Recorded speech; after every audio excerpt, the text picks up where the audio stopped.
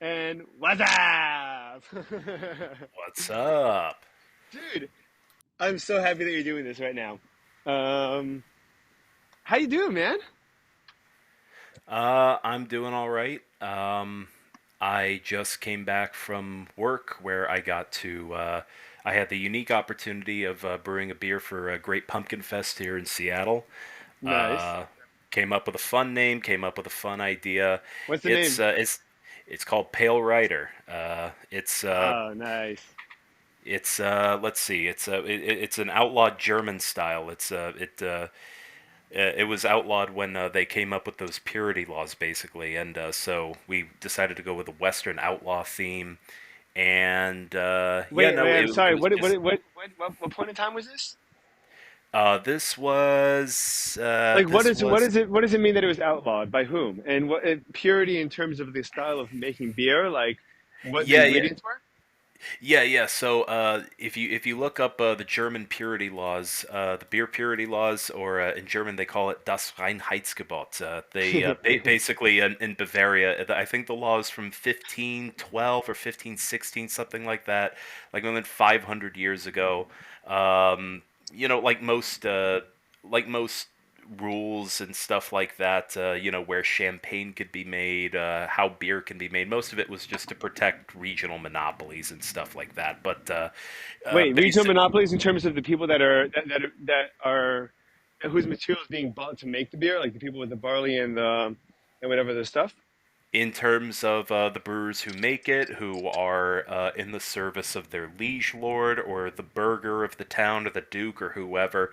It's a Cool. complicated. Yeah, you could really get into the weeds with that stuff. But basically, you can only call it beer if you make it with barley, water, hops, and yeast. That's it, and wheat, but that's a loophole.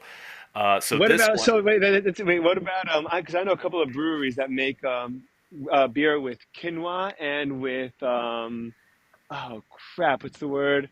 Triticale, Um, no, it's actually it's super light. Um, not spelt. yeah, no, I've had spelt beer before too. Sorghum. They use sorghum. Sorghum. All right, all right. And so they use that to advertise gluten-free beer, and most of the time they just taste like heavily pureed hard seltzers. Like there's very little of that beer quality too.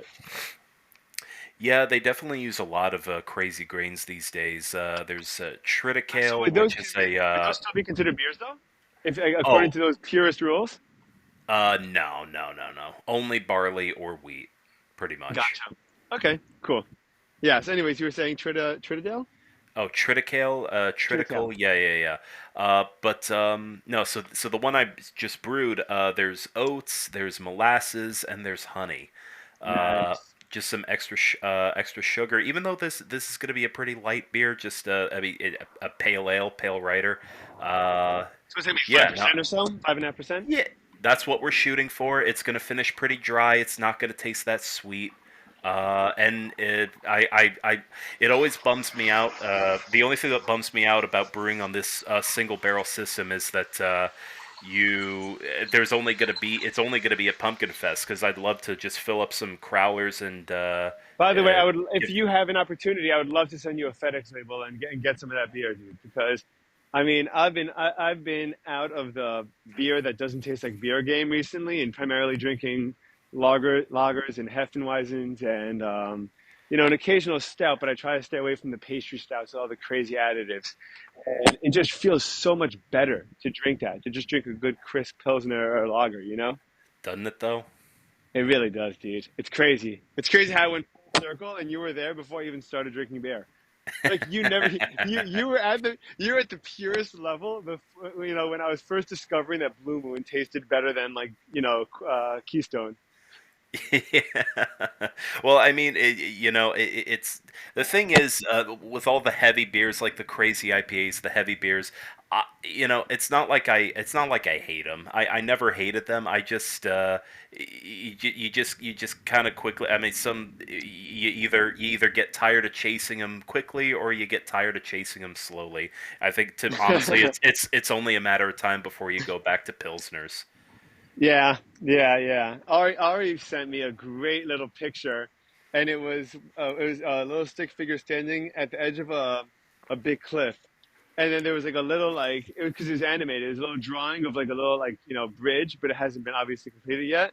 And the other side was beer, so it was a stick figure and beer, and this you see the option for this guy to fall down this evil, He's deathly he's like pit he's like hanging by his hands over an on overhang. Yeah, IPAs. yeah. Yeah, and he's hanging, and then on the bottom of the cliff is like IPA sours and pastry stouts, and then up top across the actual bridge that leads you to the beer is like beer that actually tastes like beer, and you see like like which one are you gonna have, But it's yeah, that dude. Yeah. So you only have one barrel being made. How much is in a barrel? Like how Uh, how 31 gallons.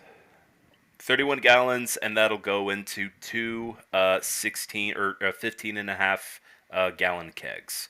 And it's only going to be at Pumpkin Fest. so there's only two kegs of the beer you brewed? Yep, only two kegs. You're definitely you got to be able to take cans home with it. No, No, it's only the two nah. kegs, man. Nah. These fucking corporate people, dude. This Well, hold on. Didn't wouldn't happen in microbrewery, dude. This wouldn't happen if. well, Yeah, I mean that's I'm definitely bummed, but did I not send you? Didn't I you sent me send you a? last year. I sent you a Belgian double, didn't I? No, it wasn't about a double. It was a. I think it was a. It wasn't a whip beer, was it? It Oh, a Heffenweizen. It was a oh, Heffenweizen. You sent me the Heffenweizen. yeah, yeah. Oh, okay, well, that. Okay, well, a few kegs of that got shipped to the tap room, and our guy there has a little machine he can fill up the crowlers. Okay, so that was an Yeah, exception. right. No crowler, no can sealers at the festival though. So Oh my I don't know, man. God. These fucking douches, man. I'm telling you. These cheapskates, dude, they're making so much money they can't buy a stupid can maker for $100 and do that. Man, seriously. All Well, right. no. I mean, they got stilt walkers, they've got carnival barkers and jugglers. They've got some woman on ayahuasca probably reading tarot cards. You can't get a can filler. You can't get a mobile can filler. Yeah, dude. Yeah, dude. I mean, by the way, they're not even so big, right? There's a brewery here called Uncommon Paths, and they have very good beer. And they were when they were just starting up, they were just starting to like can their beers for the first time. And and I went there Yeah, and I checked the fridge, and they have a couple of IPAs, and like they're freshly canned, but there's no label. There's just like a yeah. silver can with drawing with the It letters on it. it's like a little hand-driven machine, right? Yeah, exactly. And so I wanted a sour. I wanted a sour that he had on tap, and he was like, I was like, oh, you don't have 4 packs though. And he goes, yeah, well, what's it worth? I don't know, $5 a can. He goes, I'll give you a 4 pack for $5 a can. And he just went, he took that little hand machine, just popped it in, and Yeah, got me a 4 pack to go. it's the size of a miter saw. It's the I don't know size what a of a miter little. saw looks It's the size of a little one of those tabletop saws you get at Home Depot. like. Cool. Yeah. It Yeah, wasn't very big. I mean, and I can't imagine it was very expensive to get. I don't know how much they are. Net. I mean, it's not $100, but it's not No, 10 grand. no, It's no, gotta be no. it's gotta be $1,500 maybe. That's what I would Maybe in guess. the maybe I don't know. I could look it up right now, but let's just get into the minutia. Yeah, of course. So, dude, what's been happening, man? How's life in Seattle been? How's the summer been? Summer's been good. I think last week we actually just had pretty much a confirmation that the summer's over because it was raining all week long. But otherwise, the summer's been good. Just hit up the park. I was actually just Which out park? with Magnuson? Magnuson, of course, Nice. best park. Have you gone back to that brewery, dude? Yeah, a few Magnuson Brewing. times. A few times. A lot of their beers are gone. They've really simplified their menu.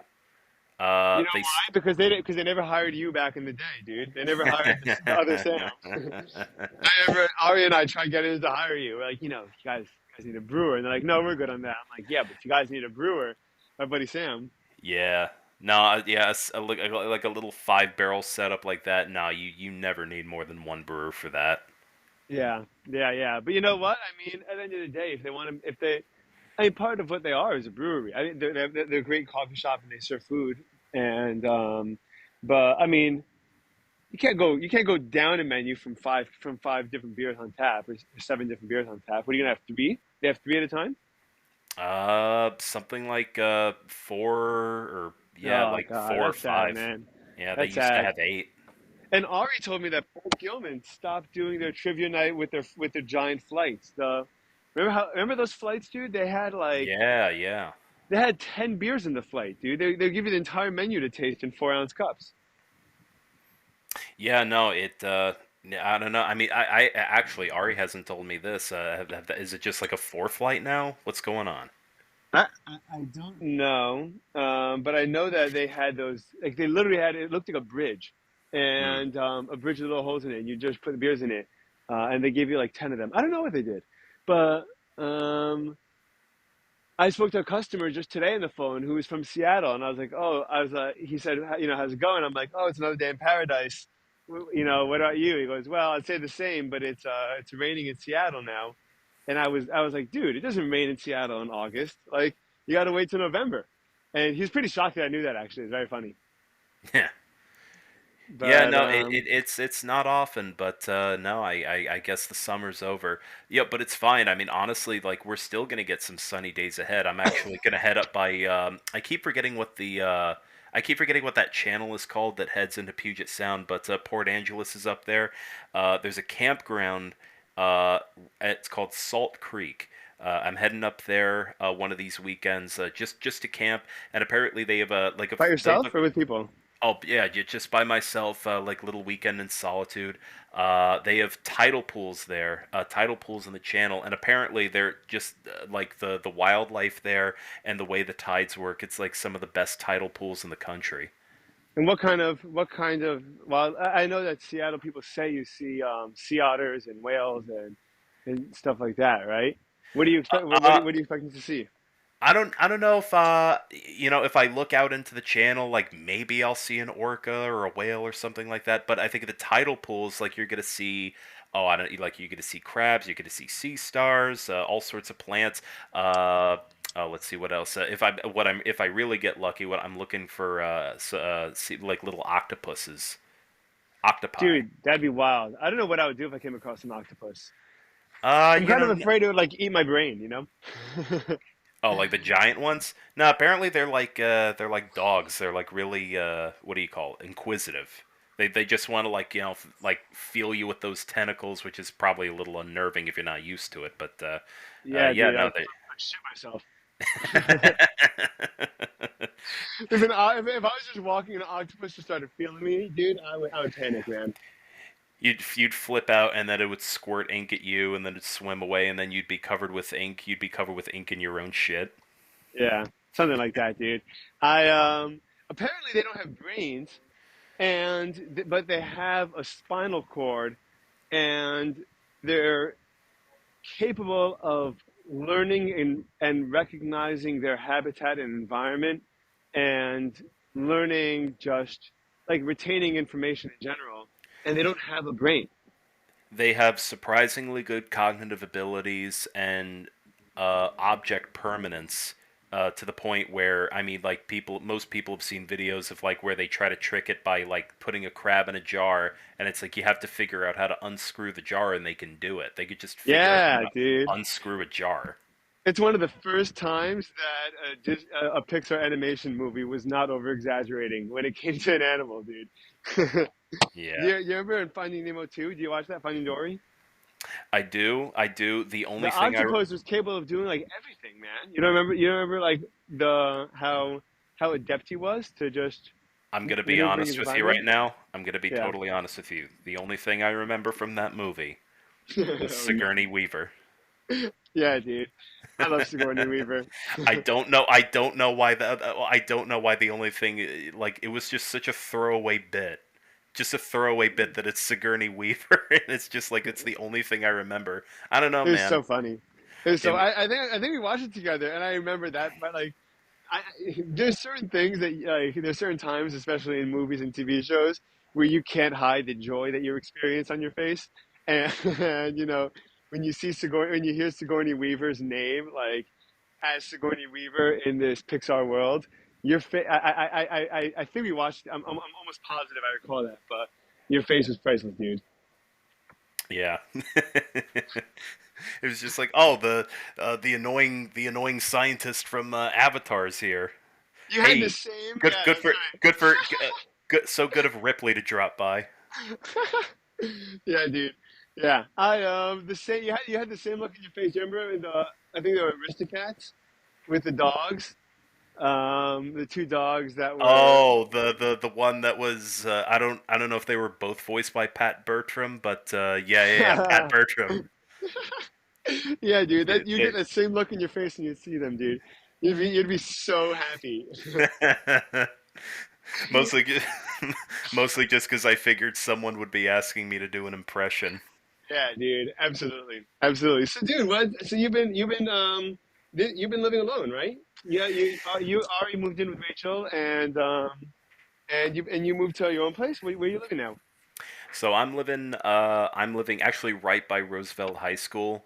It's on the Okay. very edge of the A roof. I got a little bit lucky with that. It's basically the in-law unit of it's a single family house. It's not a duplex, but it like has that kind of in-law unit apartment going on. Yeah, sure. So yeah, I live in the downstairs unit beneath two lesbians. Nice. Uh, and yeah, it's most of the neighbors are really nice. Actually, Tali and Daniel don't live very far from me at all. Ephraim is pretty close. Ephraim Rothschild. Yeah. Walking, How the far are you dis. from Ari and Rachel? Honestly, I think it's about like I want to say it's a half-hour walk. Half That's hour not walk. that's not close. And It's not Belleville's right there too. It's not close, but honestly, now that the summer's over, if the weather's not too bad, it's a nice walk. It's a nice walk if it's not too hot, and I think if it's like as long as it's not like Are you on there's the too much top of the snow on the hill? ground. You're on the top of the hill? On There's top of there you have to climb and go down like several hills before you get to Ari's house from where I oh am. my God, dude. Yeah, yeah, Dude, those hills could. It was so funny when Ari. So when Ari and I initially got to Seattle, you'd just gone there, I think, a day before us. And do you yeah, remember that hill that you had to take off Sandpoint up to 61st Street? yeah, Like, yeah. dude, it was a steep hill, right? Those But there's hills a were difference. crazy. The hill that we had to climb up 65th Street to get to CSTL was crazy. Yeah. Yeah, in the summertime when the weather was hot, like you would always just show up with pit stains. It would be embarrassing. Nah, but everyone in the world is showing up with pit stains. But Yeah, I yeah. never associate. So I never. First of all, I never associated Seattle with as a mountainy terrain. But also, I think and I'm sure you can confirm this, dude. There's a big difference between West Coast steep in terms of hills and East Coast steep. Like when you're walking, up a hill in West Orange, New Jersey, you weren't. It wasn't steep like that Sandpoint off to 61st Street. And it wasn't steep like 65th Street. It's kind of a little bit more winding, but less, but a little bit less steep and flat and more flat. You know? It it depends on where you live because it's funny you mention West Orange. For the most part, that is true, unless you're going to like a friend's house and they live on Ferris Drive. Ari will tell you all about Ferris Drive. Yeah, and Ellie Cohen If lived there you're too. Ellie Cohen lived there. Yeah, yes. If you were going on Ferris and it was a Shabbat afternoon, you were in for a hike. Yeah, You dude. better be ready for some elevation change. Yeah, yeah, yeah, yeah. That might be the one exception that I know that could be compared to Seattle, but I still think that even that. I remember even just the walk from 61st to Magnuson Park, right, which was let's say half a mile or three-quarters of a mile Yeah, to get there. it was like 30. Yeah, it was like a little That 5 minute hill, walk, that and you were there was there. one hill, there was There one was hill that one was little the length of hill, and it one was like block, but it was 30 so feet in the steep. air. It was like Yeah, 30 it's feet in the air. crazy. It's Yeah. wild, dude. And I never associated it with that. I always thought I knew San Francisco was like that, but I had no idea that Seattle was anything like that. And I imagine that looking back on that in retrospect is especially daunting since you're in Florida these days, and Dude, there like is not a single hill in this entire state. the highest hill in all of Florida is like 100 feet above sea level. By the way, if that, dude, if that, like, it's crazy. It's crazy. This place is so flat. And Ari hates bicycle riding here because he's like, dude, you go to Where's the Florida, elevation change? there's nothing. There's nothing, dude. And occasionally you'll pass. Like, there was one time I was driving from my house to Tripping Animals Brewery, which is in Doral. It's just like that's like 10 miles west of Miami Beach, right? A little bit north, and it's a cool brewery, great vibes. And I'm on my way there, and I look to my left on the throughway, and I see what was like the first hill or like steep hill that I've ever seen since I moved down to Florida, right?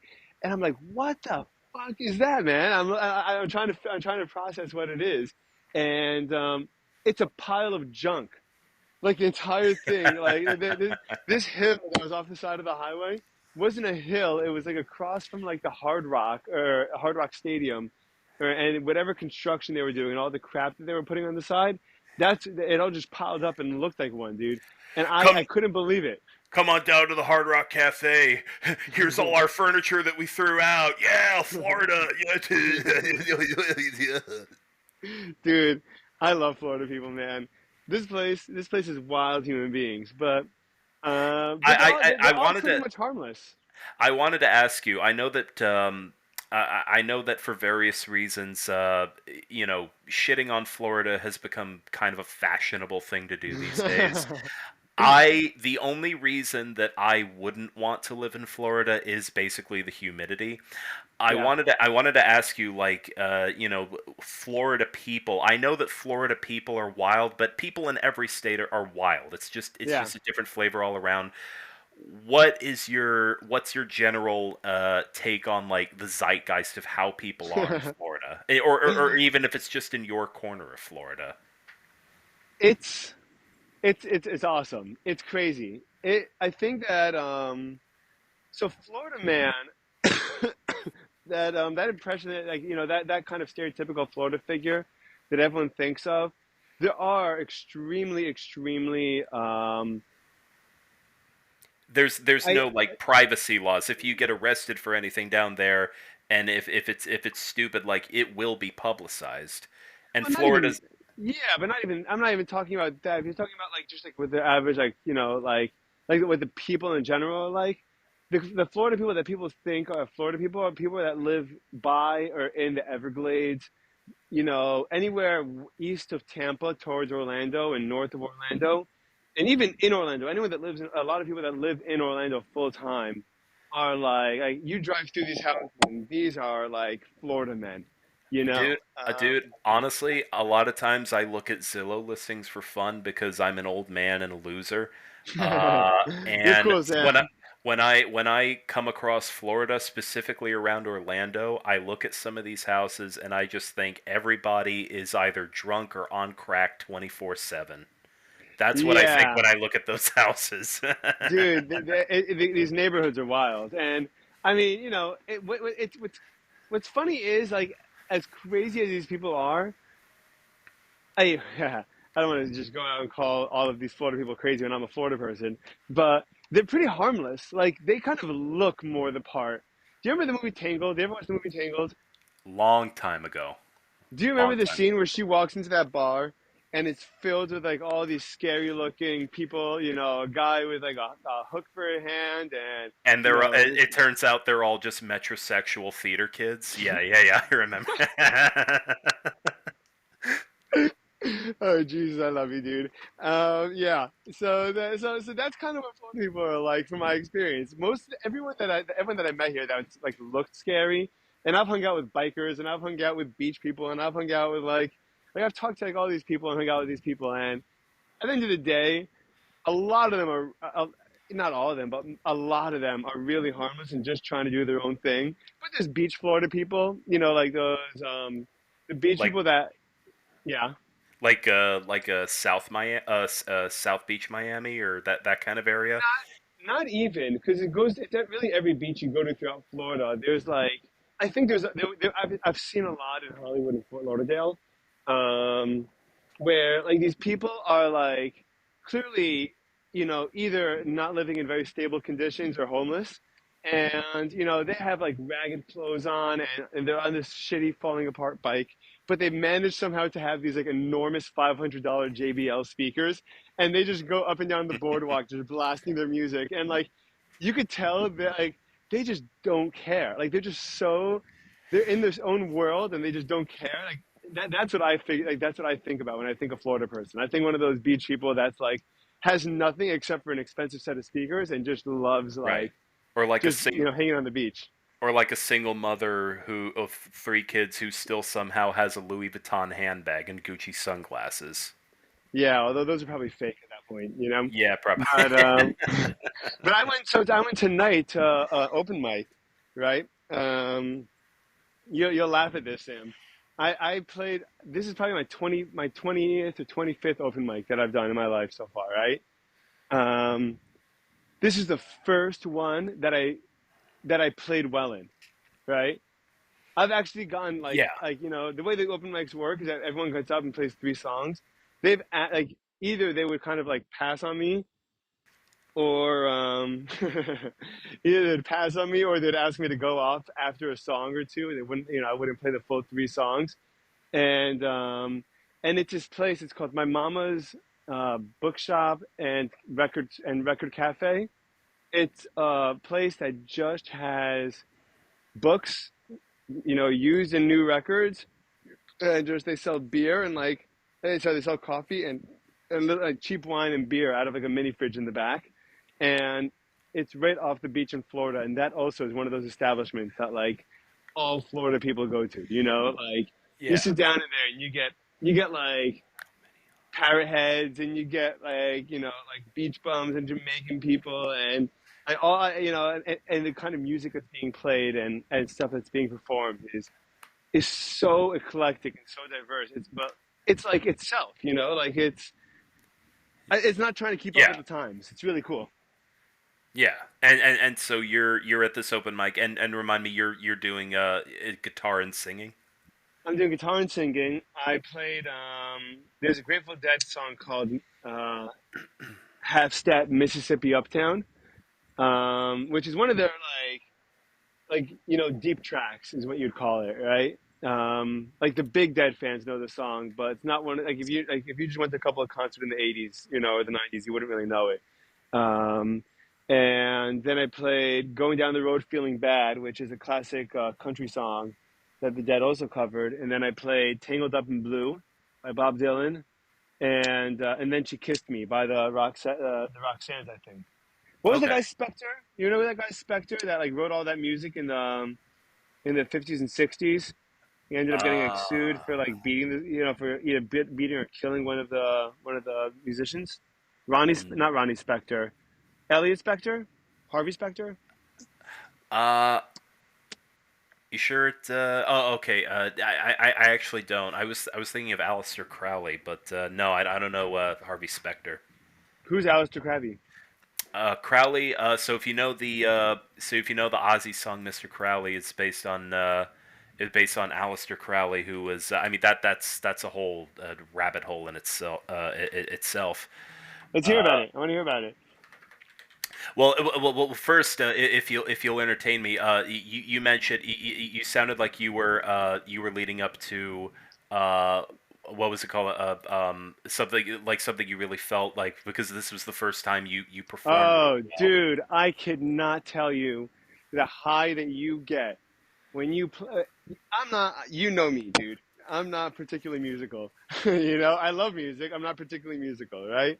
And um, And so I know that when they're enjoying, it's not because they're enjoying my technical skills. They're enjoying because there's something about what I'm doing and the songs that I picked and like there's the familiarity and the comfort of what I'm doing that's that people like, right? So it felt like a lot more of an intimate type of connection when they did express that they were excited about, like when I was playing Going Down the Road Feeling Bad and Tangled Up in Blue.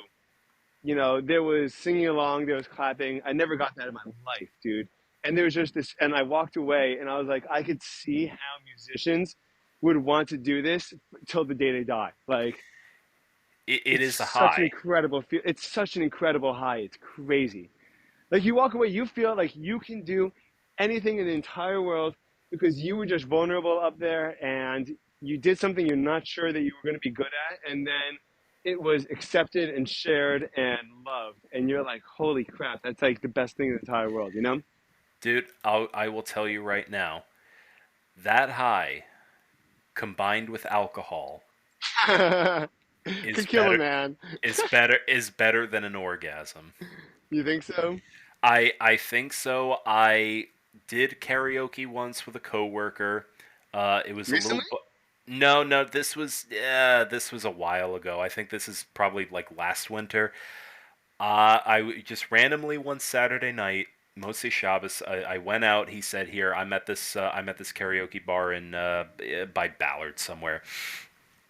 I go and like I'm drinking, I'm having a good time, and I know you're not a huge Tenacious D guy, but if you know Kickapoo, that song is crazy. I don't know what I was thinking, what I put it in, because it's Jack Black's crazy metal vocals, but in that song it's also Meatloaf and Ronnie James Dio, No way, and really? as I'm like I'm With not Jack Black? with Jack Black. Yeah, he got them when he was doing his movie The Pick of Destiny, but Wow, that's so I so was cool. I mean, like, it's a stupid song, but that you have this crazy vocal talent, and I was I don't know what I was thinking, like picking this song, like I'm gonna do this song on karaoke, and I was trying to do a Meatloaf impression, like a quality vocal perform, like I was like actually trying to give it my all, while like incorporating like the little mannerisms and like the tone of voice, like basically just doing an impression of Jack Black, Meatloaf, and Ronnie James Dio. I'm Oh glad it's man, never been recorded, but I think because I was drunk and everyone else was drunk, I don't know what it was, man. When I I finished that cannot song, tell you how much I would pay to see that. the whole bar cheered so loudly, and the host, the MC, was just like, "Well, that was a thing that just happened." I felt Holy shit, Sam. I felt so good. Like it's just like, Dude, you're gonna if remember that the rest of your life. You're gonna remember that till the day you die. yeah. And if you're lucky, when you do die, you get to experience that feeling one more time as you're about to die. You're like, fuck yeah! And then you just go, you know, but I Yeah. think that, I think that, that's so great, dude. I would pay anything to get a video of that. Wow. Dude, I think that you should go to open mics, dude. I was thinking about this as I was walking away because, we were, I was coming home. I was going to stay. It took me like an hour and a half, 2 hours to actually get up. And I was just hanging out, drinking a couple of beers. And, I usually like to stay to hear the people that play after me, but I wanted to come and do this. And I was coming back and I was thinking about how good this felt. And I was thinking that, because we were talking, I was like, Sam would be so great at an open mic with the piano and and not even that, like it's the kind of thing that you could do by yourself. You don't need people to go with, and you could just have the best experience in the entire world, dude. Like you would just like you'd get up there and like you'd play a song, you play the piano, you'd play a song like a funny song, a serious song, like a like obscure song or a poppy song, and everyone would love it, and you would just walk away feeling like a god, dude. You'd feel incredible. Yeah, yeah, no. Do you think that? Do you think that? Do you think it could become a time waster though? Like, I'm not saying like for you or me specifically, but like, do you think there's people out there who kind of waste their time and waste their knife at open mics No. trying to like capture this feeling that maybe was like one time fleeting, maybe they don't like develop their skills the way they should, like they don't practice, or but they just want to be like, oh, maybe if I just keep getting liquored up and sing some song that I know at an open mic, like I can just capture that feeling again. So the reason I don't think that open mics are like that, but I do think that these little bar cover bands or like entertainment cover bands, like like the people that would like play YMCA at Yankee Stadium, like at halftime. I Hmm. think that's more likely to be the case for those type of musicians than open micers. Because I think if you're doing open mic for so long, and like you haven't progressed beyond that in any kind of meaningful way, you don't have a book, like you don't have any recordings, you don't have a booking agent, you don't have even little bars and pubs locally that you play music at, right? If you're just doing open mics, then you're probably not like you're not quote unquote wasting your time. I actually think I think it's a beautiful use of your time because it's almost like a creative outlet for yourself that you're probably not pursuing on a regular basis anyway, that you get to experience once a week or twice a week if you go to a couple of open mics. But I would think that it's probably a healthier thing for people to do than to look at it like a waste of time. Right. It's a better use of your time than like Jerking off get at home. getting or getting liquored up and getting behind the wheel of a car. Yeah, definitely, dude. But not even that. Like, I think it's even less of a waste of a time if you if you're doing an open mic like myself, right? I don't have a musical career ahead of me, right?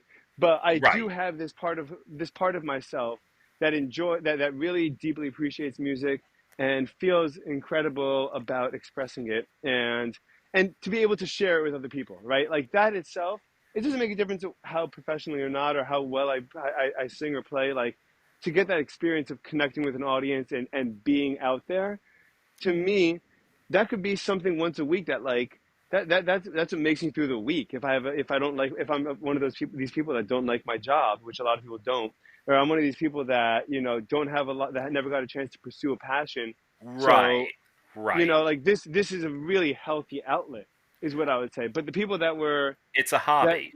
yeah, and it's something that means a lot and feels good. But the people that are living every day and as musicians, but they're not happy because they're talented musicians and they're forced to play the YMCA or Don't Stop Believing over and over again. Like Yeah. I think that's actually sadder to me than someone that never made it and just plays open mics every now and then, because those people have the actual talent and the potential to make it, and they're not in a position where there's really any upward, like the roof is pretty closed for, like, I would say 99.9% of those type of musicians. Like they hit the peak. Right. Right. And I mean that's kind of why to break into that kind of thing and start to do it professionally, whether it's being a musician or stand-up comedy, you have to be one of these crazy delusional psychopaths just in order to do it because you have to That or like no to do it. responsibilities, or to have no responsibilities. It's one of the two. Right, right. I mean, like you If you have have no to. responsibilities ever and you could be anywhere, anytime, and all you need to live is a couple of $1,000s a month, then you can also, and like that's all you care about, then you can make it. You don't have to be so crazy and delusional like that. Right. Yeah, no, but I mean like so many great stand-up comics spent years just working for free Yeah. before they could even think of having a Netflix special or like, you just getting actually paid for a gig. Yeah, Uh definitely. so I think so you're saying that, for most people who just kind of want to get up and do it because it's a way to blow off steam, like there's nothing wrong with that, but obviously you have lots and lots of people out there who think they're doing it but they're not. Yeah, yeah, I would say so, They're but I wouldn't even call it necessarily blowing off steam. I think that they're doing it to find meaning, and like it's more than that. It's like the best part of their week for a lot of people. Like right.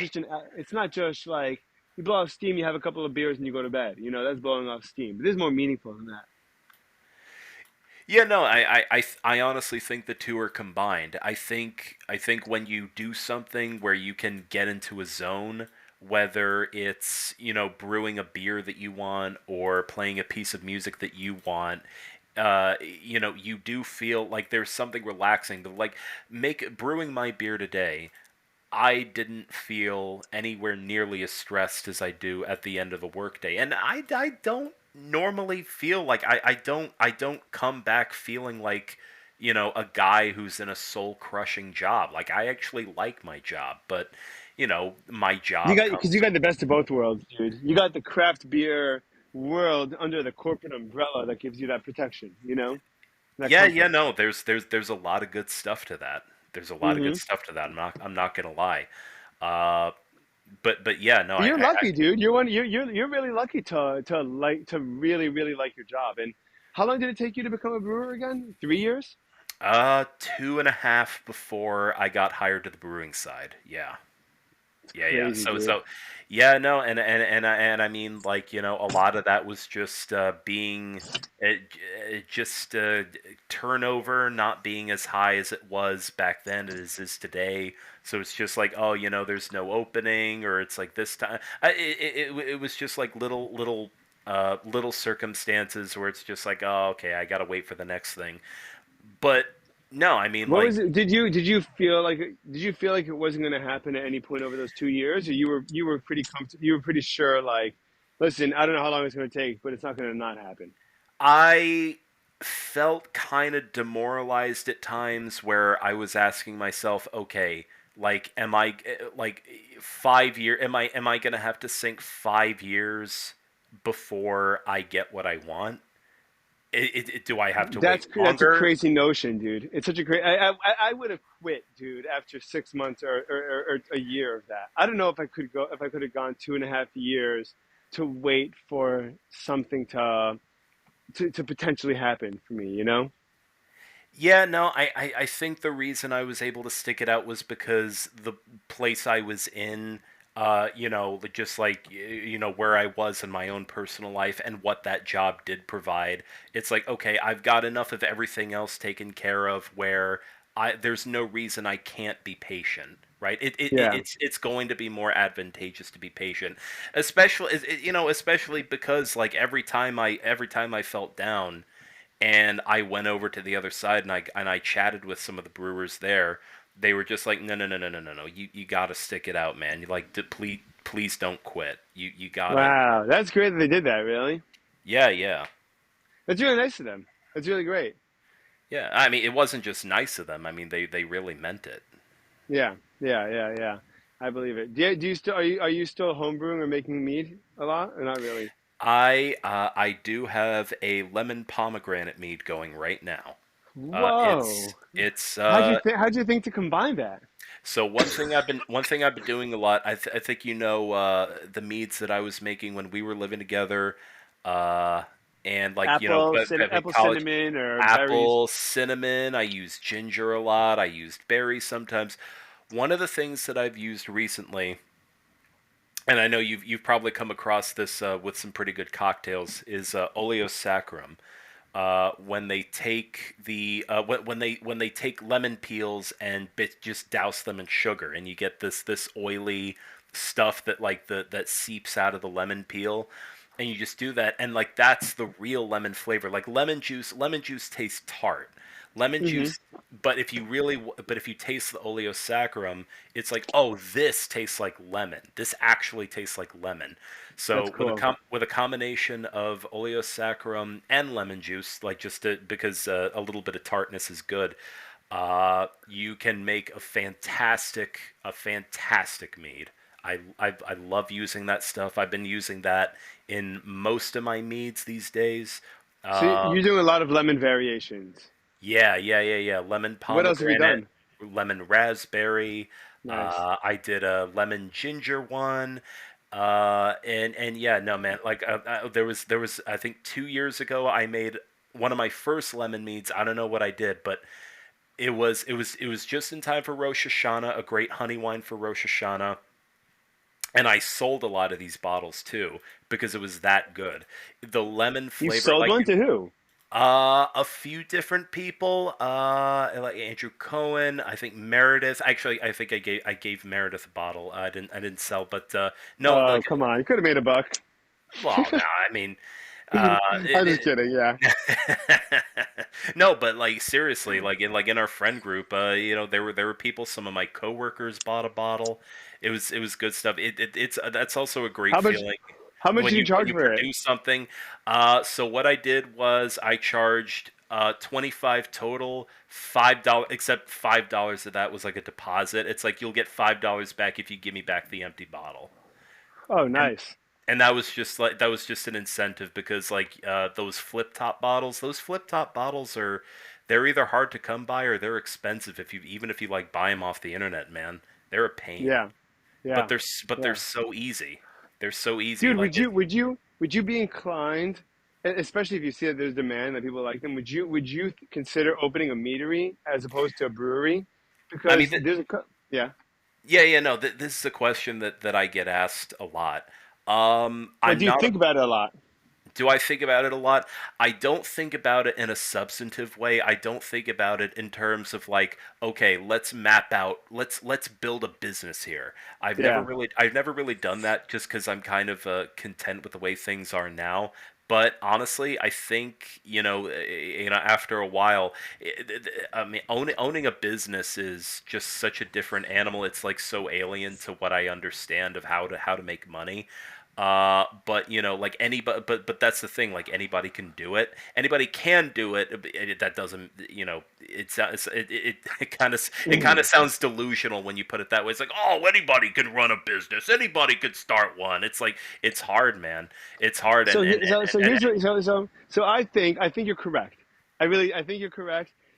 I think that the difference is that for you, a lot of people if they're saying a business is hard like that, it means that they're like quitting their day job and throwing themselves with no income into like a business like that, right?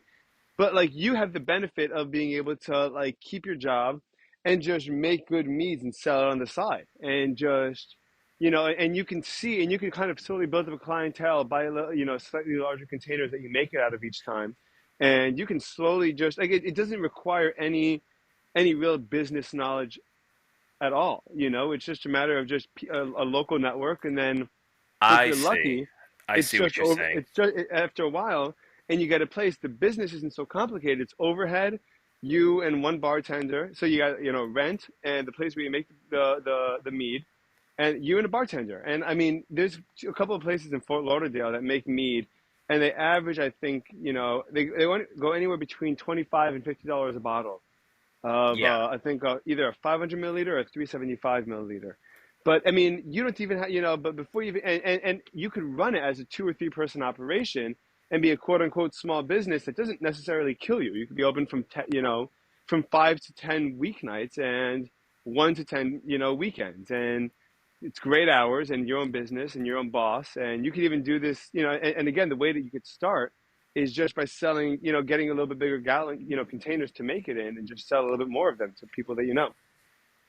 Yeah, yeah, no, I mean, you could that's like a very slow going, very like from a small seed does a large oak grow kind of journey. Like you're Sure. not, it's not like I'm waltzing into a bank and saying, "Hey, I want to open a 20,000 gallon capacity facility for making this niche product. Can I have $1 million, please?"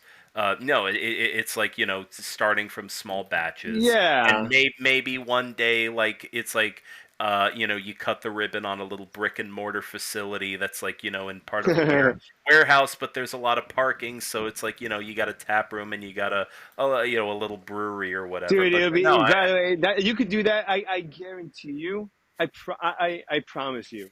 I believe that you can do it within the next 5 years. If you brew one batch of meat a month, and you get every 2 or 3 months, if you invest a couple of bucks into slightly bigger containers, and then sell a couple more, so you at the end of the day you're either breaking even or making money. I guarantee you that within the next 5 years, you could have your own shop, your own, meadery, and by the way, I mean, I think, and for probably 3 of those years, you could keep your job still. Like you can keep your job as a day brewer, and just sell this meat on the side and build up equipment.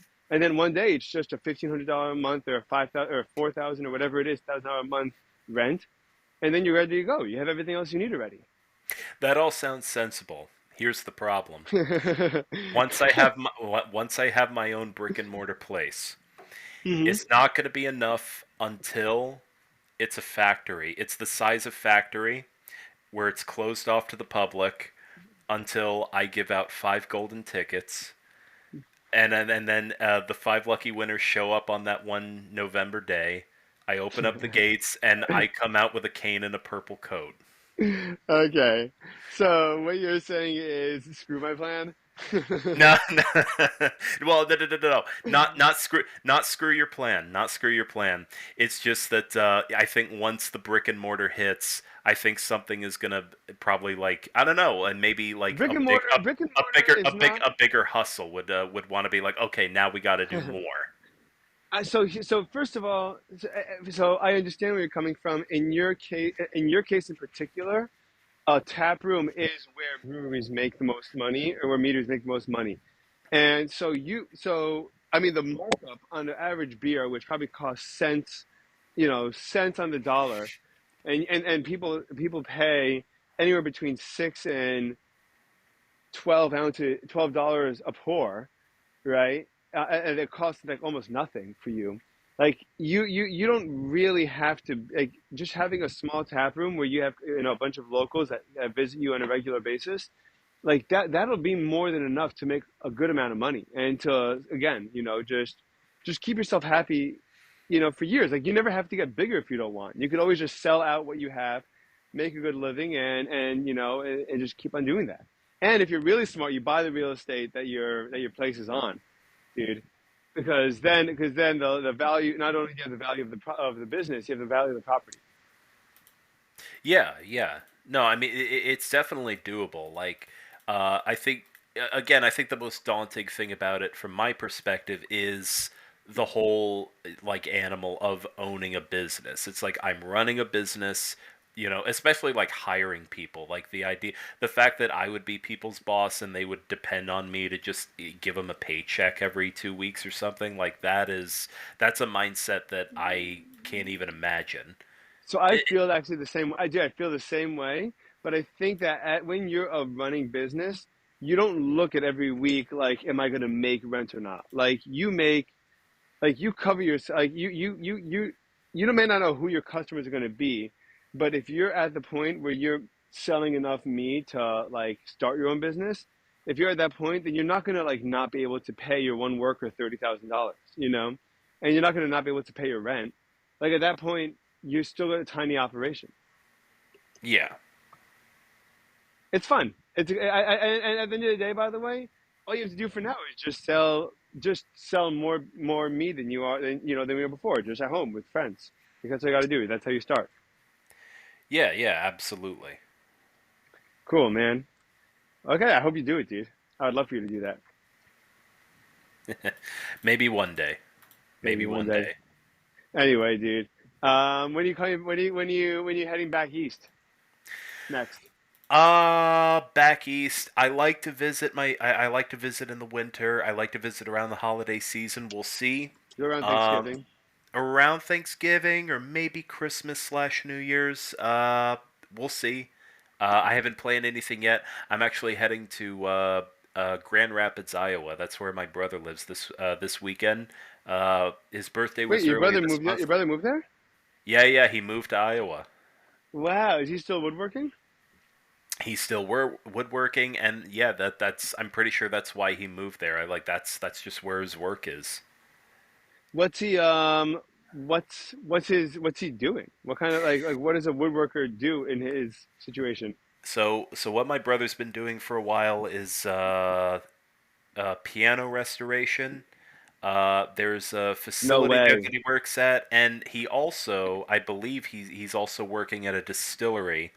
No way. He's a barman at this distillery. He's become very knowledgeable about cocktails, especially spirits cocktails. Like, of course, he can probably talk about beer just as adeptly as I can at this point. So Wow. basically, yeah, he's working two jobs. How far is that from Seattle? Oh man, it's like I want to say it's like maybe 1,500 miles, something like that. I mean, there's no direct flights there. I got to fly to Chicago and then take another hour flight in a smaller plane out to whatever, Dude, Cedar. those smaller planes have so much turbulence. Oh yeah. I would literally rather drive 4 hours and spend half an hour in one of those tiny planes, dude. I flew from Aspen to Denver. and I was with my wife and baby, and I genuinely thought that all of us were just going to be gone, Oh and it man. was so scary, dude. Although I guess the air is, it's not mountain air; it's just more plains. That it's probably a much more stable kind of flight environment in that neck of the woods. Yeah, yeah. I mean, like you get wind shear, you get turbulence. That stuff can be pretty scary, especially since you're not used to it. I mean, like just the sophistication and like the routine, the way most planes fly these days.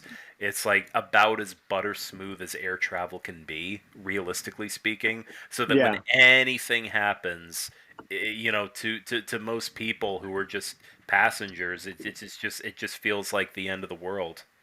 yeah, yeah. It made me feel a lot more comfortable, by the way. So I initially developed a little bit of a fear of flying when I watched. I was like 14, and I watched Castaway on my way home from Miami to New York on. It was on JetBlue, and it was like one of the first times I've been on an airplane that had a television screen available. And I'm so excited, and I'm watching. And I see that Castaway is on TV because they had direct TV, and I put it on. I have no idea what it's about, and this plane crashes, and we're like in turbulence, and I'm like, I'm probably again, I'm 13, 14 years old. I'm freaking out. And I was scared about turbulence until Yoni Gable told me that turbulence is actually intentional, and that the pilot choose when he sees a rough patch of air, chooses to fly into it and with it. And so the shaking that you experience is actually us going with the wind, not against it. So there's much, much, much, much less danger or risk than anyone would think experiencing it. Yeah, yeah. If I ever had like basically unlimited disposable income, I would totally get a pilot's license. I would Oh, totally would go to you air really? school. Oh yeah. Really? Flying is amazing. Flying's amazing. And listen, talk about a business model. Yeah. Here's what I'm thinking. Sure. You get a really budget airline, and you show a movie for free. You don't do any variety. It's just one movie on everything, but you show it for free. It's Okay. high definition monitors, and like it's just playing over like the PA system. Okay. But here's the deal: you Wait, make what it what. movie are we watching an Adam Sandler movie? What kind of movie are we watching? So here's the thing: do you know the movie Alive? No. It's a movie about a plane crashing, and it's like in the mountains, and like everybody has to resort to cannibalism in order to survive, and everybody's Dude, like freezing to you death. couldn't get away with that, man. And you sell earplugs and blinders for $20 a piece. Mm. So the only way that you can get out of it is by paying. Yeah, Wow, yeah, dude. I would rather at that point I would rather pay another $100 than fly another airline. yeah, I pretty much do that today with Spirit, dude. I like every time like Zach Alexander will fly down to Florida a lot, and he'll take Spirit, and I'm like, dude. I was like, you've been working for almost a decade. I was like, you're a single guy living in the city. I was like, you're gonna save it. Is it worth the $50 difference to not fly on Frontier at 5 o'clock in the morning than to fly, Delta or JetBlue or something, something normal? And I always give him a hard time about that, but he can't justify, to himself paying more than he has to. yeah, yeah. No, air travel is just it's like I guess if you fly all the time. I mean, how often does he fly? Like, but because like don't you get pretty good deals like if you fly all the time? Yeah, but that has to be a lot. Like we're to, that Okay. those are for like People like who the fly like multiple times a week. yeah, exactly. The consultants or the investment bankers or the people that are traveling for different deals to raise money or whatever it is. Yeah, Like yeah. those are the people that are on a flight. Like I have an uncle that travels for probably, by the way, since I was born, probably for 30 years. He's in a different state 5 days a week. And he's a lawyer, or I think actually he's a judge, but but for 30 years he's been on an airplane 5 days a week, which is the craziest thing. I think is one of the craziest things I've ever heard. Yeah, no, I can't. I can't imagine doing that. I especially couldn't imagine doing that if you know the company or like through the rewards or whatever, if I wasn't like traveling pretty comfortably, like if I get a lot of like good stuff out of it. Like if I wasn't doing all that, like I couldn't. It's that's such a crazy life. Yeah, and he has kids. He has, you know, his wife and kids. But Yeah, yeah. you know, I mean, yeah, I don't know. I could tell you that that's something I'd be inclined to do if I truly loved the work that I was doing. Like if it was really an opportunity of a lifetime, that's something like I always wanted to do. I would probably travel 5 days a week for that. But I also don't know that I would do that at the same time as having like the kind of emotional responsibilities of having a family, that if I don't have to, that I wouldn't do it, you know. Like it's something I think for it's a young single man's game Yeah, yeah, absolutely. because it's exhausting, man. Or I mean, and even if you're older, I have actually an uncle that another uncle that also traveled a lot, and he missed a lot of his, you know, his kids growing up, I think. But you know, now he's in his early 40s, and he's essentially just like he's on like cruise control for the rest of his career, you know. And so now he gets so he invested 20 years into missing out on and in order to get, you know, 40 years toward, you know, towards the end of his life just cruising and being with everyone. Interesting. Yeah, yeah. I mean, yeah, man. Now it's just you got to sacrifice something. I mean, Yeah. you can have a more lax you know, schedule. Like you know, you're not making your career and the way you make money everything about you. And you know, of course, the downside to that is like you're never gonna be. I mean, until like the very end of your life, you're not gonna be. You're never not checking. You're never not balancing a checkbook. You've never got like a penny that can go unaccounted for. But the plus side of that is you didn't miss your kids growing up. Like Yeah. you're fulfilled in that way. So if you like if that's what you really want, that's what you're gonna have to do. And of course, you know, like so you could see like where the trade off is.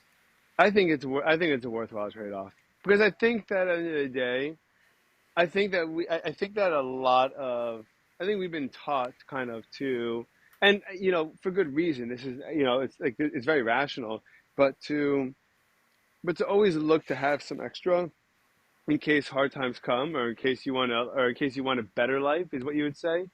Um, but I mean, I think that I mean I just even see I'm only a dad. I mean, my son's a year and a half old, you know, and I cannot I cannot imagine that it's more worthwhile to have 20 or 50 or $100,000 in my bank account than it is to like watch this last year and a half, like being with him all the time and like literally watching his development from a, you know, a newborn to what he is now, and he's barely even talking, you know. But like I would trade money, you know, I'd trade a lot of money for that, you know.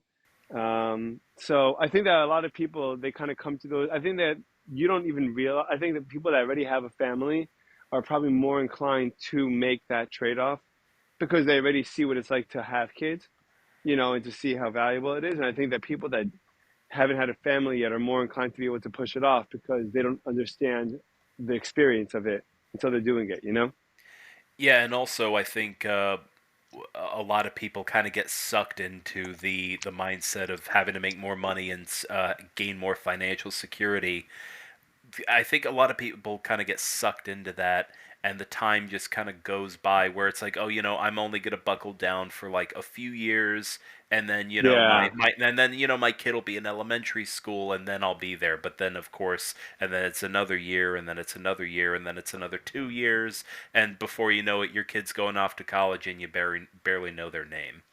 Yeah. Yeah. And the truth is that it happens, and it probably happens that actually probably happens quite a bit out of necessity, you know, Sure, yeah, no, it's not like, absent-mindedness. yeah, exactly. It's like, listen, if I don't miss out, if I don't miss out on, you know, your growing up, then you don't have a roof over your head, you know, or you don't have like food on the table. So like, Or you don't go to college. yeah, yeah, exactly. Um, Although I really feel more and more inclined to not really care whether my kid goes to college anymore or not. You know, I think it's so absurd. Um, That's one of the I think great liberations of that I think we do have to look forward to is that the way we look at college is going to it already is fundamentally changing. it's so different, dude. I mean, it kind of came crashing down this last year, um, along with a lot of the big authority that I think, you know, that let's say news or big corporations that the government had. Um, the general feeling of trust in them, like, just kind of dissipated, you know? Yeah, and like the trust that the system is going to provide you a career and a stable life as long as you have this key, which is a college education.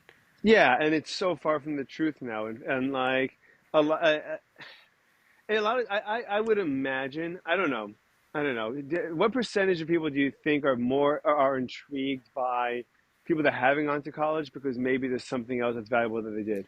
Like Joseph Circus didn't feel the need to graduate, and he never did. But you know, he's been working steadily in coding his whole life because at the end of the day, there was something about who he was or his resume or his experience that popped enough that they didn't really care whether he had a degree or not. You know?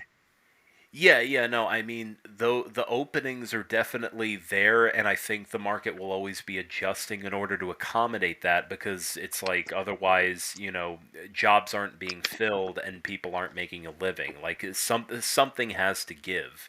The old Yeah. model where, for a lot of cases it didn't even, matter what you majored in. Yeah, your degree Or was valuable. Your degree you, was just valuable. a degree in itself was valuable, and you could major in music, but if you studied for your actuarial exams and you did well on those, it's like great, Yeah, you can be an actuary. uh exactly. It you know wouldn't but fly today.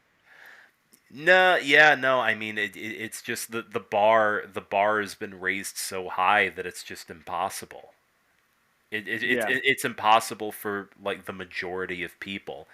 I think it's kind of weird to think because I think there is a small subset of people who go to college, kind of treat it as a high class vocational school, work their ass off in that, but then they do get a good career out of that. It's a very small subset of the population that's doing that, but I think Yeah. I think the Well, and they reason that also tend this to be engineers and pre-med, right? Like, I'd or imagine those are primarily the students. or MBAs, like that kind of thing. Even MBAs has really lost its value. Yeah, yeah, no, Like, for the most part, yeah. I know way more people or examples of people that are MBAs looking for jobs than people with a computer science, you know, bachelor's. That Sure. are like there's far more job security, and MBA means a lot less, you know. Yeah, yeah. Um, but yeah, dude, when Michael Eisner was getting interviewed, I think it was primarily for his biography, but also for this book Disney War. You know, he was talking about how he's like, listen, I'm gonna be the last, or this is the last of the last generation of creative executives. He's like, I was an English degree from a small liberal arts school, I think in like Vermont or Massachusetts or whatever, and he's like, but you won't. He's like, I could tell the way even that I'm being treated right now, and the way that that the business works. He's like, you won't have creative people running Hollywood anymore. You're going to have business people running Hollywood, because the creative degrees don't mean anything to anyone anymore. You know, and no one looks at the business like it's a creative business. They look at like it's a business, and then creative second.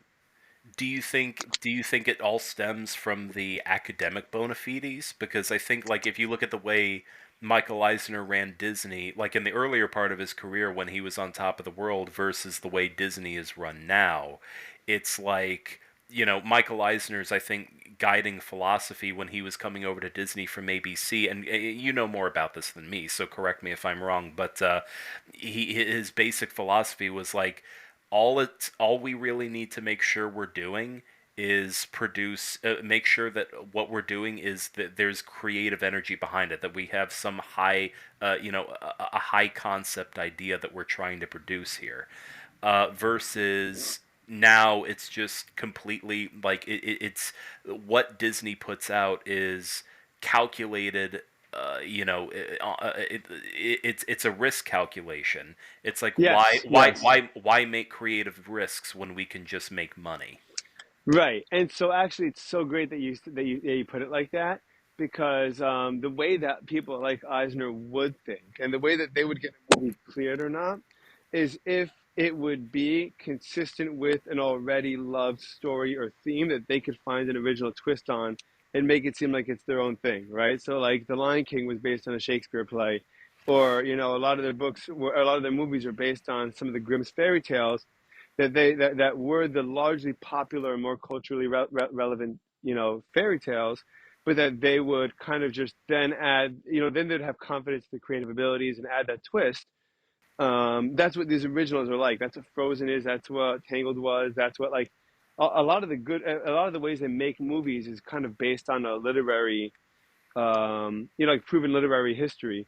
And when you switch over to the business people, they just look at what could be a franchise and they look at, it's interesting because sequels and, God forbid, trilogies, the second and third are almost never as good as the first one. Yeah. And, but they always, but, so that's all critically, but they tend to make more money sequentially. So, Star Wars Episode 5 made more money than Star Wars Episode 4, and Episode 6 made more than Episode 5 and 4. And it's actually been consistent with movies, for until today. Like Thor 1 made X amount of money, Thor 2 made more, even though the movie bombed and critics didn't like it. The amount of people that came to actually see it in theater, like the business aspect of it, Marvel and Disney were totally fine with because it still made money, and that's what gave them the confidence to make another Thor movie. And you hope that it does well, but you know that either way, you're pretty safe in terms of the books. Right. The repetition itself establishes legitimacy and profitability. Right, right, exactly. So I think that's the shift now. And then there's another shift, which was based on this great book. Oh God, I think it was Ben Fritz. There's a different one. I forgot who it was, but it was talking about the future of Hollywood and the reason why indie movies never get made anymore, right? Like you don't have movies that are being released like Good Will Hunting or Mrs. Doubtfire or anything like that anymore. And part of the reason why is because the global box office has become so enormous, and what China brings to the table in terms of the amount of tickets that they sell is so enormous that they don't want to that they don't want to take any risks with not having a big hit there. And a lot of these movies are more dramatic, are more socially nuanced, and something that the Chinese or other foreign markets wouldn't necessarily appreciate or care about. And and so it's a difference between making $200 million in a movie or the difference between making $1 billion on a movie in a lot of cases. Especially worldwide. So so studios are still are being run even more by a business, more like a business rather than creatively, because the global markets are so big that we have to find something that's only applicable that everyone in the world could like, and it's like Transformers 28 or something crazy like that. Right. You have to produce the cinematic equivalent of, just jingle a bunch of keys in a person's face for an hour and a half or 2 hours. Yeah, it's It's kind of McDonald's. like It's McDonald's for the it's kind world. of like I think Martin Scorsese put it best. I think people give Martin Scorsese shit for saying this, like calling him an elitist and stuff, but he was definitely right when he said that the Marvel movie trend, it's the cinematic equivalent of like a roller coaster ride.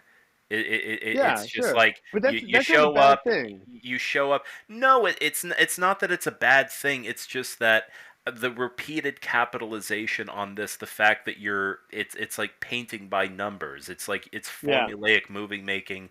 The fact that you can't really have nuanced and high-minded concepts because you're worried that that's not going to play well in the Chinese with the Chinese box office is why these cultural signposts that you're leaving compared to the cultural signposts that were being produced in the or even the early 2000s, the 90s, the 80s, like all of those classic movies, like they just pale in comparison. It's like a husk. It's like the production is like a husk of what it used to be.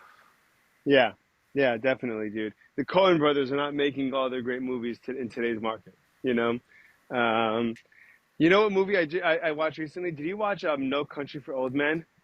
I've seen clips of it. I get the general gist of the movie. Yeah. Sam, you gotta watch the movie. That I movie is such great cinema, dude. It's such an incredibly done movie. I've seen the highlights of it. Like I get I can already tell that one thing that movie does really well is atmosphere and tension. You know, it's like Dude, the tension. you're not very bright, are you? How much are you prepared to lose on a coin toss? How much are you prepared to lose on a coin toss? What? Holy crap, dude. You sure you don't want to just pay for your gas right now? No, I want you to keep this quarter. Don't put it in your pocket. I said don't put it in your pocket, because then it'll just become like any other quarter. But I mean, I'm ripping on the movie now, but like it's good That's stuff. incredible. That's incredible, dude. I'm actually kind of freaking out from that. That's pretty wild. You never watched the movie? I never saw the whole thing. Holy shit. That impression was crazy, dude. That was so funny. Well, you gotta watch it, dude. And like, I think that anything the Coen Brothers make is worthwhile. But the tension, I think one thing that's noticeable, that's noteworthy about that movie is the fact that there's no score or soundtrack. So that's one of the main ways that they manipulate your tension. It's so well done. But It forces you to pay attention to the little nuances in the in everybody's performance. yeah, and also when they do expose you at the beginning to like almost casual violence, and because there's no lead up or warning that it's about to happen, especially because a lot of times, most of the time, movies will give you a heads up as an audience by by changing something about the music or the camera angle or whatever it may be, and like the moment before terror strikes, it's just like dead silent. Like it's like a build up and then it's silent and then something terrible happens. The entire movie feels like that, dude, because they just implement violence and murder, but with no emotional lead up. So it's so unnerving. It's crazy. The yeah. Yeah, it's a far cry from the way that the big blockbusters kind of use music, where it's very thematic. I mean, yeah, no, it's thematic. You hear Leitmotifs. yeah, leitmotifs, and there's nothing wrong with this. Like a lot of great a lot of great movies like have this approach to the way that music kind of Hmm. helps everything. But I think with like again like going back to the Marvel movies, a lot of times it feels like you're being led by the nose of like how to feel. It's like okay, a bunch of characters are talking, and then one of the characters starts talking, and then you hear a lone trumpet of like the Avengers theme playing, like da, da, da, da, da. It's like oh, okay, something really important is about to happen, and I need to pay attention to what's being said right now, and then That is yeah. so accurate, dude. It's so funny. It, Yeah, it's funny, by the way, but I don't think it's. But I think, like, can you imagine? Do you remember the movie Hook? yeah. Can you imagine Hook without John Williams doing that score? That movie would be so bad, dude. If the movie did not have that score, like the score actually added a lot of a tremendous amount of value to the film. Yeah, if it was just like Philip Glass or something. What about that guy who did the Up theme? What's his name? Giamatti? Paul? Mike? No, that's Paul Giamatti's actor. Michael Mike? Giacchino? Yeah. What's his name? What? Giacchino? Giacchino? Yeah, dude. Or Thomas Newman. Thomas Newman has also like the same sounding scores. He did Saving Mr. Banks and Finding Nemo and a couple other Pixar movies. Um, it's cool. I was so proud of myself the first time, or I guess the second or third time, that I was able to recognize like a composer, a score composer's style and call who it is. You know, like John Williams is pretty easy to tell, but like if you can guess that, like I felt like I was so cultured, dude. Yeah, no, it's a fun thing to be able to pick out a musical style. Like basically with any art, it's like whether looking at a visual art style of the way a movie is produced, a painting is painted, glass sculptures, if you can tell whether it's like Italian or whatnot. It's like, oh, this is Murano glass, this is Sommerso glass, this is a Peterson pipe versus a Savinelli tobacco pipe. You feel like it's a very you feel it's like sort of a connection. Like it can like on the cheap end, like you can make that your entire personality, and it turns into pretense. But there is a genuine enjoyment to have from recognizing. Like the way culture kind of resurfaces and appears in different ways, and the fact that you can identify it, Yeah. it's genuinely an enjoyable feeling. Yeah, it's a great feeling, dude. And it's kind of a because it's a feeling, it's also kind of a feeling of sharing because at a certain point I if I feel like I recognize someone's style of music enough um that like I connect with it enough that you know that I recognize like, that style in another application. I think you feel like there's like a certain sense of like shared, you know, like sharing, like a certain like connection. Like there's definitely a connection with that artist, based on your ability to recognize like their kind of style and personality musically. Yeah. And what's also fun about that is you can imagine how things would be like if a different artist was involved with it, like movies specifically. One funny like I remember one funny Mad TV skit from back in the day was Will Sasso was playing Randy Newman, and it was just like if Randy Newman wrote the soundtrack for Star Wars, it's like da da da da da out in space all over the place. Space is the place for Star Wars. It's just like can you like actually imagine Randy Newman like creating the score instead of John Williams for Wait, Star Wars? who did this? Who came up with this video? It's so funny.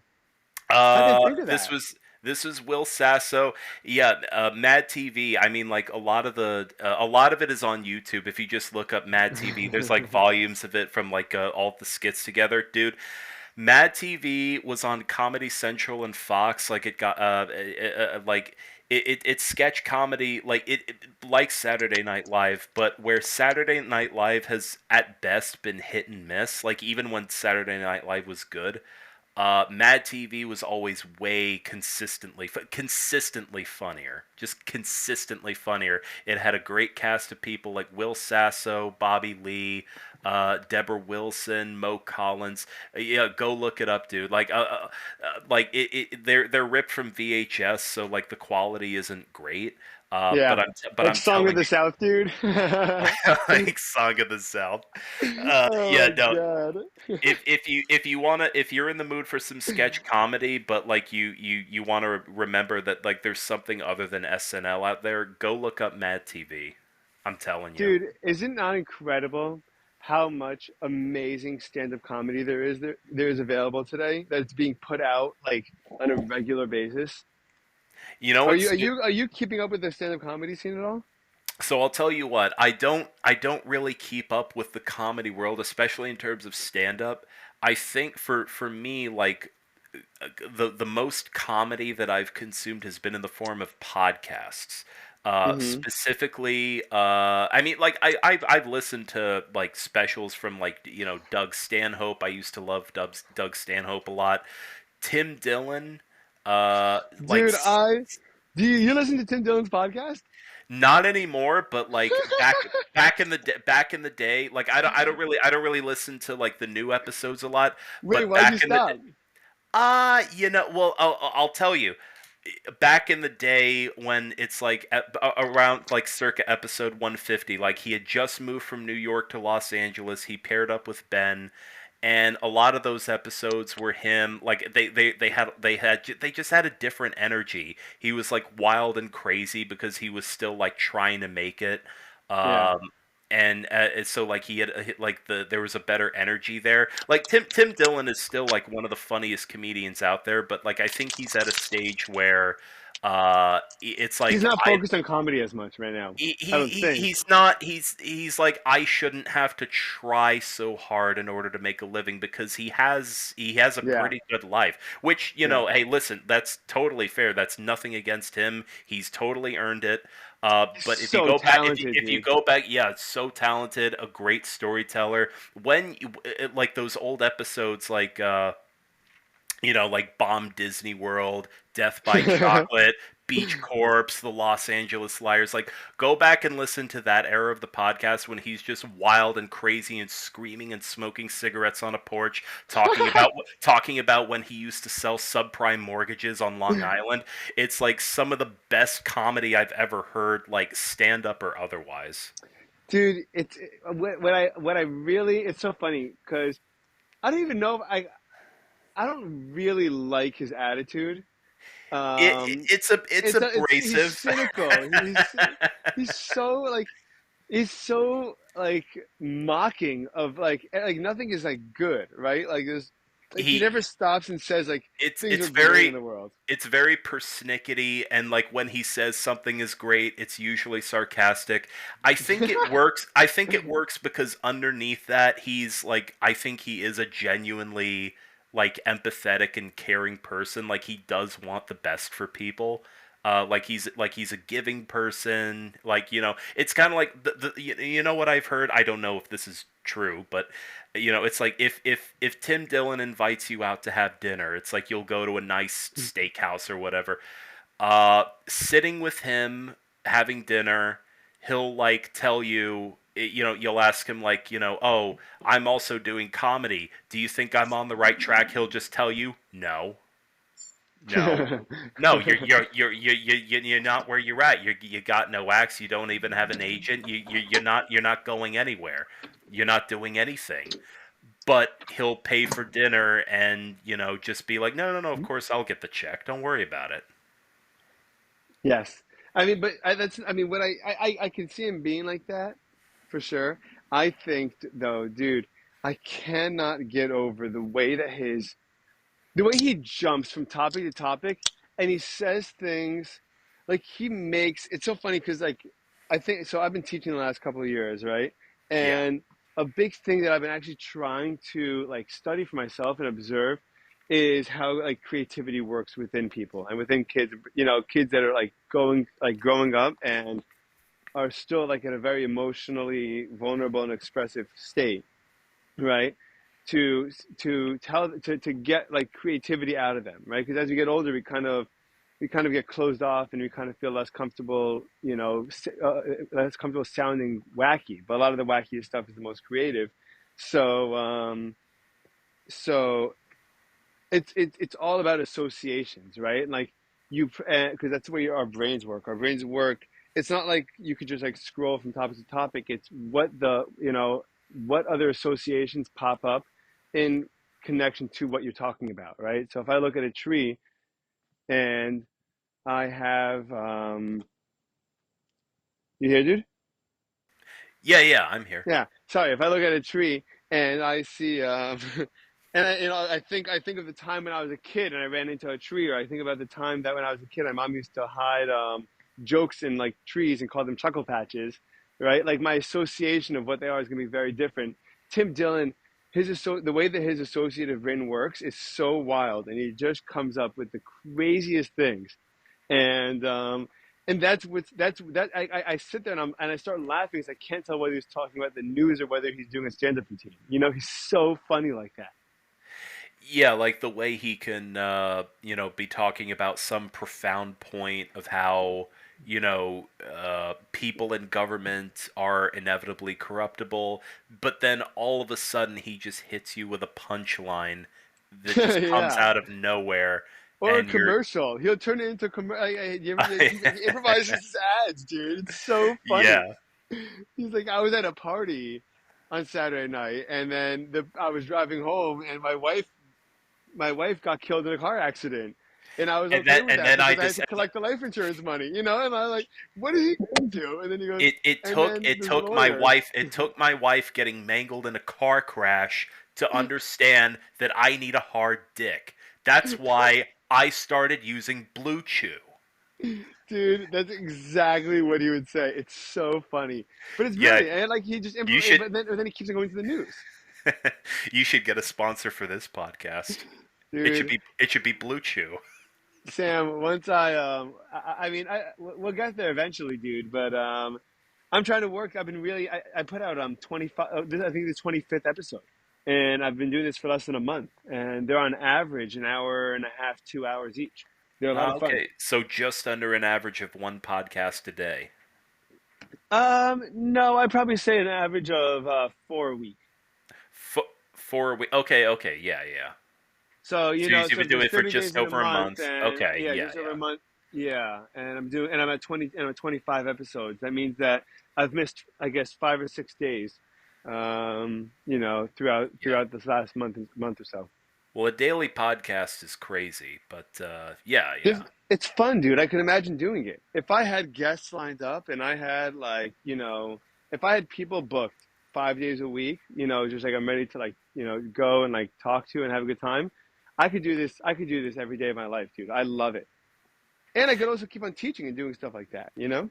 Do you think that in the interest of keeping maybe a higher production value or a more selective maybe being more selective about your guests, would you want to do it only once a week, or is it just like no, if I'm going to do this every day, I want to do this every fucking day? Um, it doesn't make it. I don't care who I talk to, if that's what you're asking. No, no, no. I don't mean like just not even necessarily that. I've had out of the 25, 24 episodes, 25 episodes, I've had a Rummy Kroll on, I think, 4 times, right?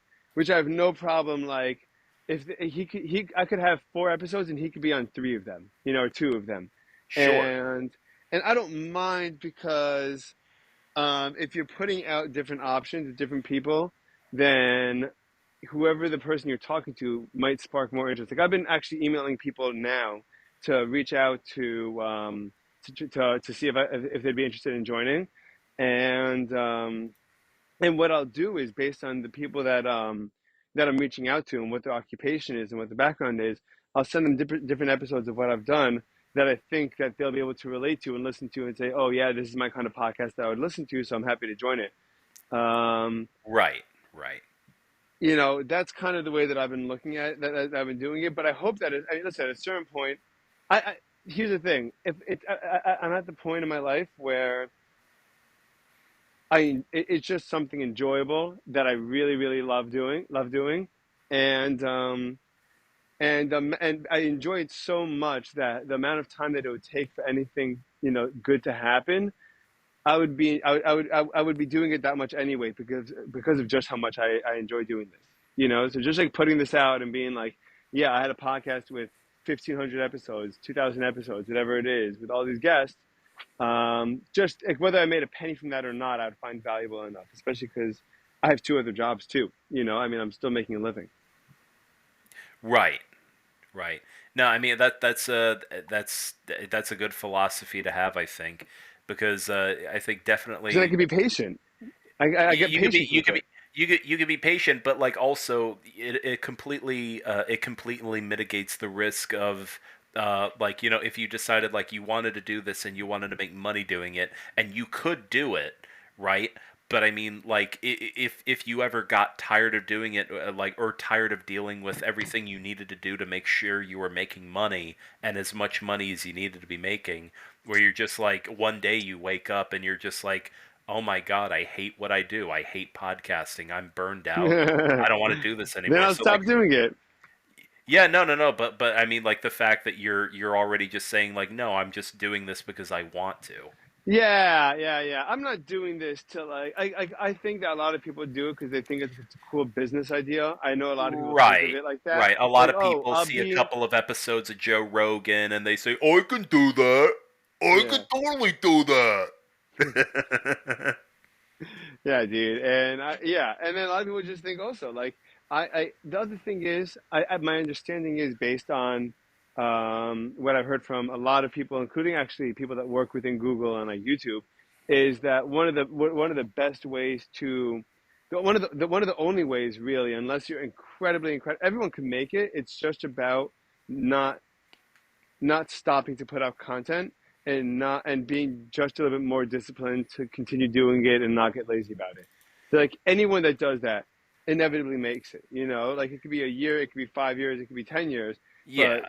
they will make it's almost like Hollywood too. If you want to be an Probably, actor, yeah, more than that. I mean, like, like Joe Rogan spent the better part of his adult life turning his podcast into a multi-million-dollar enterprise. And hundreds of $1 million enterprise. yeah, yeah. I mean he's worth hundreds of millions of dollars from that. And Right. by the way, I really believe that he deserves every penny that he gets. Yeah, yeah, absolutely. He deserves every It's penny that he easy. gets, dude. It's easy to get, resentful and covetous if you try throwing your hat, if you try doing what somebody like that does, and whether you didn't put as much work into it, you didn't have the right connections, or probably you're not He as quit. you're not as charismatic as Joe Rogan and his guests. Like, it's easy to think like, oh, Joe Rogan, knows all these Hollywood elites, and that's how he got his fame, and blah blah blah. But like, no, I mean, you have to just dedicate yourself to it. There's nothing else to it, and the fact that there's only so many people with so many hours to listen to podcasts. The fact that they're like, if you're not doing a podcast for fun, you will come up against that, because Yeah, it's that's just like, right. it's like the It'll big chew you up, dude. all the biggest podcasts have already sucked all the air out of the room. All Yeah, when people listen to classical music, when they pull up Spotify and they type in classical music or baroque music or whatever, they're going to hear the same seven composers, even though yeah, there's hundreds of composers you could listen to. But yeah, it's just like, Mozart, Haydn, Bach, Beethoven. It's just like, they're the most famous, they get the most airtime. That's just yeah, kind of the way the world works. yeah. And then the only way to really be famous, first of all, a lot of times they'll get famous after they died. Yeah, yeah, Like they never even knew that they were famous, and they never really stopped struggling. I mean, I believe. And I even have experienced this myself. Some of my best, like, whenever I'd write, my best writing has always come from a time and a place where I was either physically or emotionally in a challenged position, and when things were good and when I felt content and I felt satisfied with my life, I could not write worth a shit, dude. yeah, I still can't, And so I think that if someone dies at the age of 27 and they started, really composing at 15 or 16, and they really never got rid of that kind of like angst, the existential angst, or the anxiety, the depression, the whatever it may be, even the misunderstanding, or a lot of times they're closeted, like a lot of time, so like that would be what made them so great was this just such a just challenging life. yeah, and specifically the fact that you have no backup. Like, you pour everything about yourself into your work, Yeah, because there is nothing else. yeah, I think that's why, like, rich kids who kind of like have this persona of being tortured artists, it always seems like really cringy, and what's it like, it always seems very yeah, disingenuous, yeah, because you can tell by how they carry themselves. It's like, I have a fallback.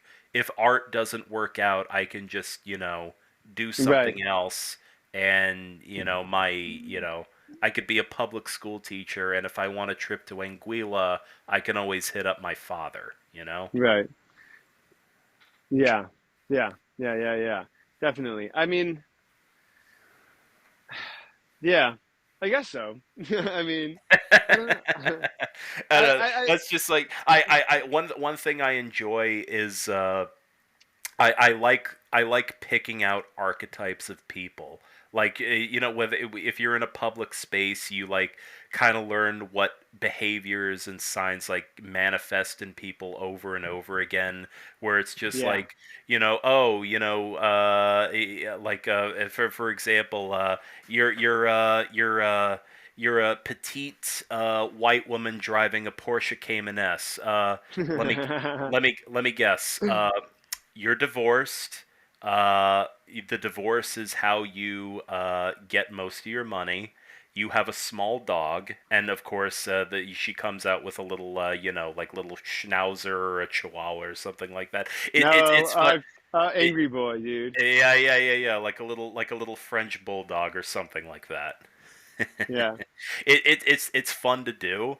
Uh, I think I think part of the reason why, and maybe this sounds a bit cynical, is like it gives you a certain there's a certain sense of like a power that can be derived from the fact that I was able to divine this information from you just by looking at you. Not even from Yeah. looking at you. Like it's like I saw your car. For sure. You I established saw your yourself. car. I saw your car before you, and I could already figure out what type of person you are from that. It's it's so And much but fun. I think that's so that you don't think that doesn't happen very often. That's way more Hollywood than ever happens in real life. It's not uh like it's not picturesque. It's not like you feel Like, like yeah, of course there are people you're that in live front of a camera. stereotypes. Yeah.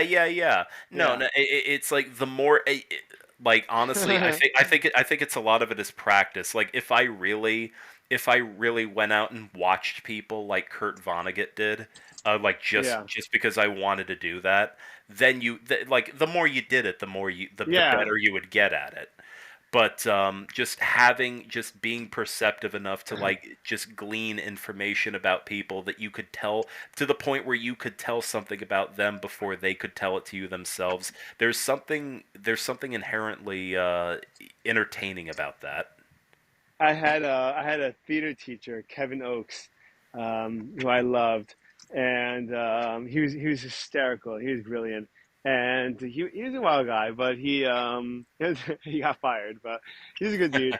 And and one of the things that he did, there's a girl that came in that joined the class, and this was a Hollywood sorority girl, like exactly, dude.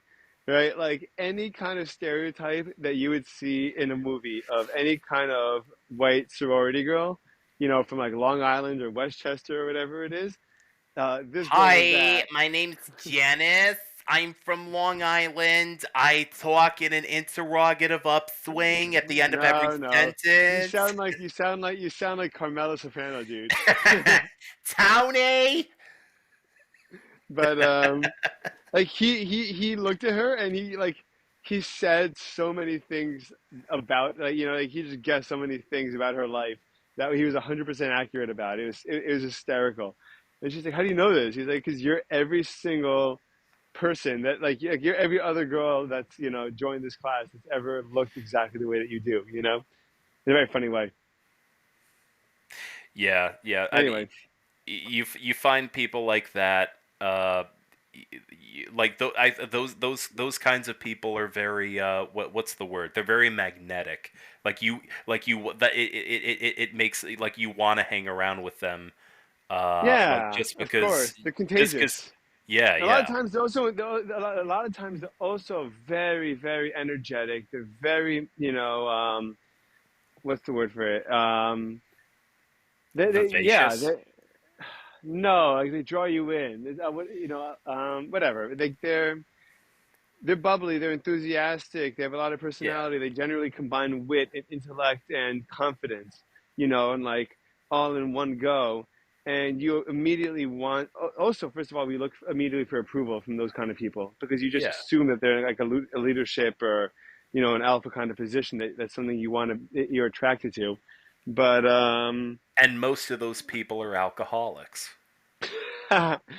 maybe, dude. Maybe, dude. I don't know.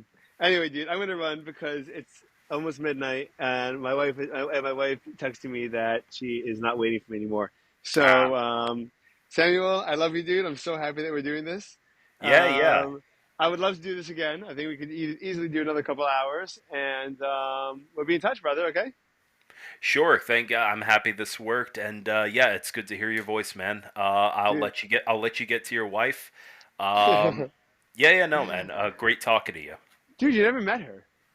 No, yeah, no, that's crazy. That's why I did want to pester you, like, when the hell are you coming out to Seattle? Dude, okay. What's more reasonable?